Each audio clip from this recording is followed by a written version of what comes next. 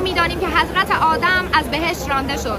توبه کرد و توبهش پذیرفته شد، اما یک دعایی را حضرت جبرائیل آمدن به حضرت آدم فرمودن که بگو تا توبت نزد خداوند پذیرفته شود و اون دعا این هست که یا حمید و به حق محمد، یا عالی به حق علی، یا فاطر و به حق فاطمه، یا محسن و به حق الحسن و یا قدیم الاحسان به حق الحسین علیه السلام. زمانی که حضرت آدم به قسمت یا قدیم الاحسان به حق الحسین علیه السلام رسیدن، رو به حضرت جبرائیل فرمودن که چرا من به بند پنجه ذکر رسیدم قلبم رنجید، قلبم تنگ شد، اشک از چشمانم سرازیر شد. حضرت جبرائیل به حضرت آدم گفتند که از ذریه تو و نسل تو ابی عبدالله الحسین علیه السلام میآید که مصیبتش اعظم ترین مصیبت هاست که تمامی مصیبت ها در برابر او کوچک خواهد شد. دلم میخواد همه با هم بنویسید یا قدیم الاحسان و حق الحسین به ظهور الحجه.